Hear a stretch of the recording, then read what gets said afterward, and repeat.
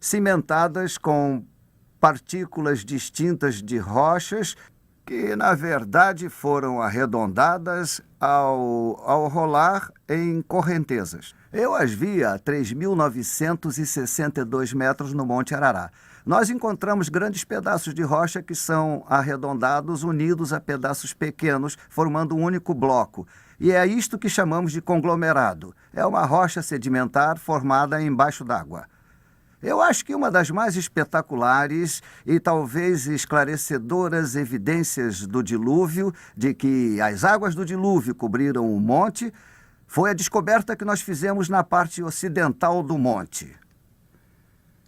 Nós encontramos um imenso depósito salino de algumas centenas de metros de espessura em uma elevação de aproximadamente 1.828 metros. E nós entramos na caverna e coletamos amostras de belos cristais como este.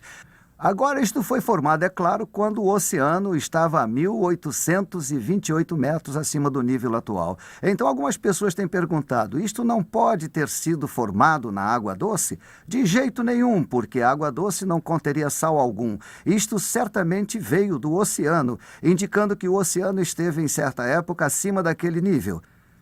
E assim, eu acredito que as evidências estejam presentes não apenas no Monte Arará, mas em todo o mundo, indicando que a Terra foi coberta por um grande dilúvio, como a Bíblia indica. Não foram só os oceanos que estiveram envolvidos no dilúvio. Houve também o colapso da camada de nuvens, originando a chuva que caiu por 40 dias e 40 noites. Mas o que fez com que as nuvens condensassem? Não se sabe com certeza, mas a maior possibilidade é a ação vulcânica. Nada parece esfriar a atmosfera da Terra como a erupção de um vulcão. Quando Krakatoa, nas Índias Orientais Holandesas, entrou em erupção em 1883, lançou 3 milhas cúbicas de fumaça e cinzas na atmosfera. A temperatura em toda a Terra caiu vários graus. E o pôr do sol foi vermelho por meses e meses seguidos. Erupções simultâneas em diversos locais da Terra causariam uma queda tal na temperatura que faria a camada de nuvens inteira entrar em colapso sob a forma de chuva. É interessante notar que uma grossa camada de cinza vulcânica foi encontrada abaixo da calota glacial polar. Assim como os oceanos inundados, os continentes e a chuva caindo por 40 dias e 40 noites, o julgamento de Deus foi cumprido. A humanidade recebia o castigo pelo pecado. Agora, quais foram os resultados do dilúvio? Em primeiro lugar, houve afogamentos. Este era o propósito do dilúvio, a destruição de toda a vida aeróbia, especialmente o homem. Esta foi a maior catástrofe na história do mundo e foi ocasionada pelo pecado do homem e sua rebelião contra Deus. Mas este modo de julgamento jamais será repetido, pois com o colapso da camada de nuvens, não haveria meio de repetir o acontecido. E, do mesmo modo, então, com a retirada da camada de nuvens, um arco-íris apareceria pela primeira vez na história. E este foi o símbolo escolhido por Deus de sua promessa. Nunca mais o mundo receberia como sentença tal dilúvio. Agora, é preciso deixar claro que não temos necessariamente de acreditar que o dilúvio aconteceu exatamente deste modo. O que estamos tentando mostrar é que o dilúvio foi cientificamente possível, pois muitos pensam que era totalmente impossível. Isto nos fornece uma alternativa plausível, que está em concordância com os dados científicos. Mas o dilúvio é só metade do problema. Nós também temos perguntas sobre a veracidade da arca. Ela existiu algum dia? E será que era grande o suficiente para transportar todas as espécies de animais? Eu acho que essas perguntas também podem ser respondidas com uma grande quantidade de elementos reais. Há 2 áreas básicas de interesse. Primeiro, o tamanho real da arca. E segundo, a possibilidade intrigante de que, neste exato momento, ela ainda possa estar no Monte Arará. Há evidências que indicam que ela tem resistido durante todos esses milhares de anos. E isto é ainda mais notável quando nos damos conta do quão grande esta arca realmente era. Agora, a pergunta sobre a capacidade de a arca transportar todos os animais necessários para perpetuar todas as espécies é respondida simplesmente pela reconstrução da capacidade volumétrica da embarcação. Pedimos a um especialista que viesse hoje e fizesse isto. O Dr. John Whitcomb especializou-se no Antigo Testamento e escreveu diversos livros sobre o dilúvio e a arca. O Dr. Whitcomb descreverá para nós quão grande a arca era e qual a sua aparência. Ao contrário da opinião popular, a arca não era uma pequena embarcação com uma casinha no interior. Não temos registros de nenhuma embarcação maior do que a Arca de Noé até 1858 d.C., quando o Great Eastern foi construído na Inglaterra. Segundo a descrição da Bíblia, a arca provavelmente teria uma aparência semelhante a este modelo. Ela teria o formato de uma caixa ou ataúde, como a palavra original em hebraico indica. Admitindo um côvado de 45 centímetros, a arca teria 137 metros de comprimento, 23 metros de largura e 14 metros de altura. Isto seria equivalente a um prédio de 4 andares com um quarteirão de comprimento, ou a metade do tamanho do transatlântico Queen Mary. A área total de seus 3 pavimentos ou níveis seria equivalente a 20 quadras de basquete. Ela possuía uma capacidade total de 39.643 metros cúbicos. Isto seria igual à capacidade de 522 vagões de carga modernos. Mas isto era suficiente para abrigar todos os animais? Pense na fantástica variedade de animais que povoa o mundo atualmente. Das menores espécies até as maiores espécies.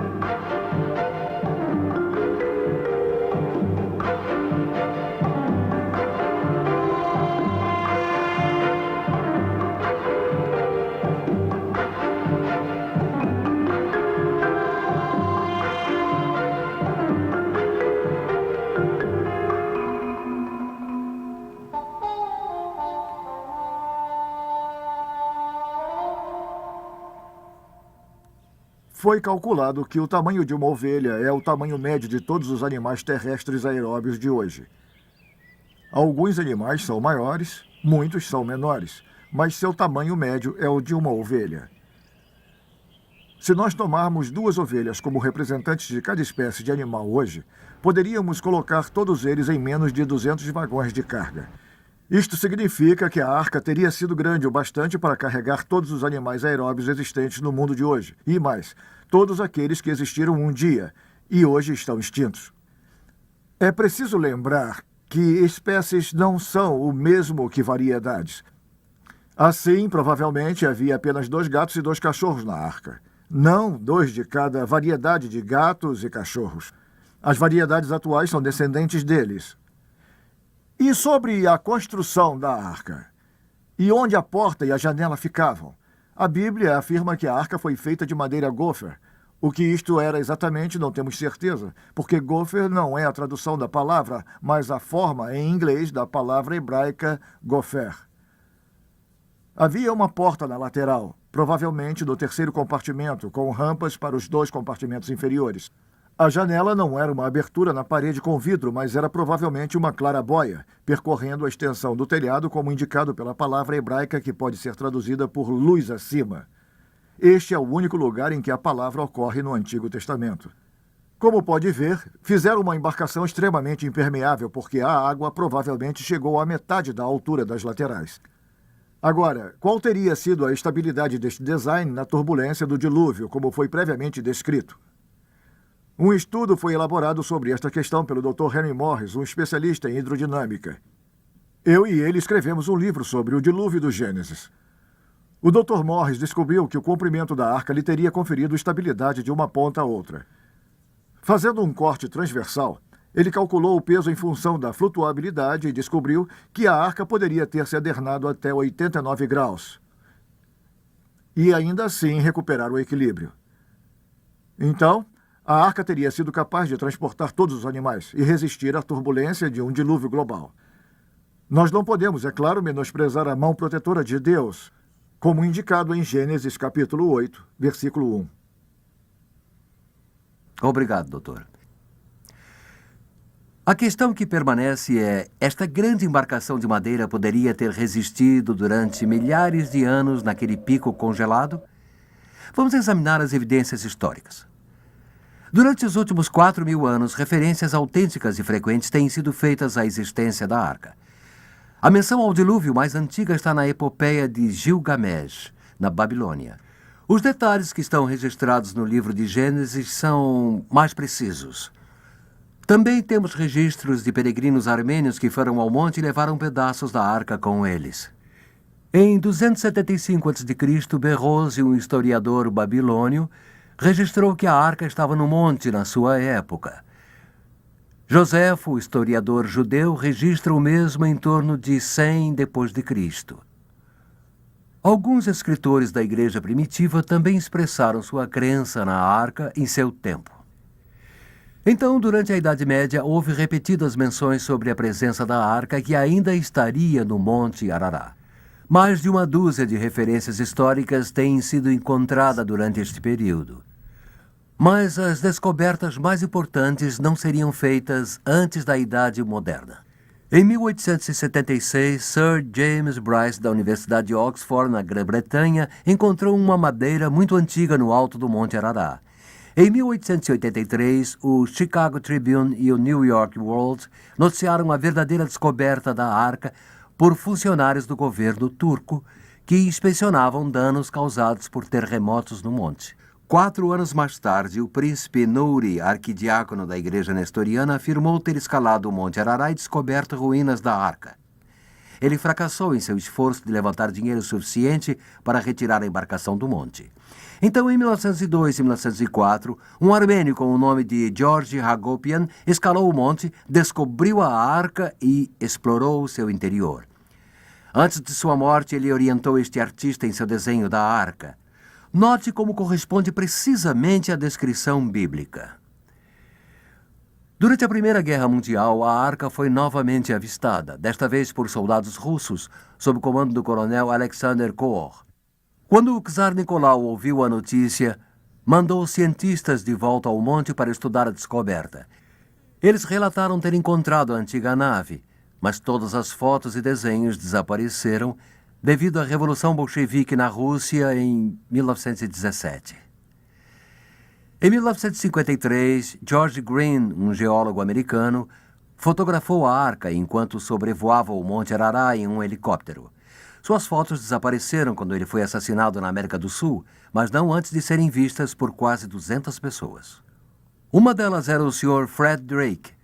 Embora não acreditasse na Bíblia em sua época, a visão das fotos foi tão convincente que ele se tornou cristão devido à força delas. Relembrando as fotos, o Sr. Drake registrou a posição da arca em uma saliência estreita, parcialmente coberta por neve e gelo. Fragmentos de madeira de aparência muito antiga foram encontrados no monte em 5 ocasiões distintas desde 1876. Uma das descobertas ocorreu em 1955, quando Fernand Navarre, um industrial francês e explorador amador, trouxe 3 grandes amostras para datação científica.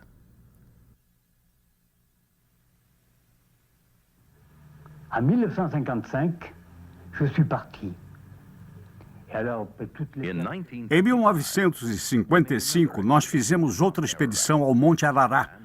E excursionando ao redor do monte, nós tivemos êxito em alcançar o local onde encontramos o que eu julgo ser as ruínas da arca.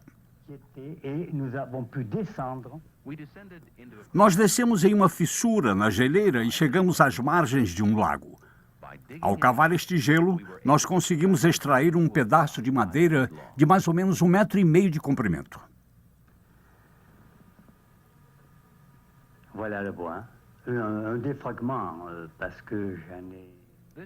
Este pedaço e um outro no manto são tudo que restou após a realização de todos os testes.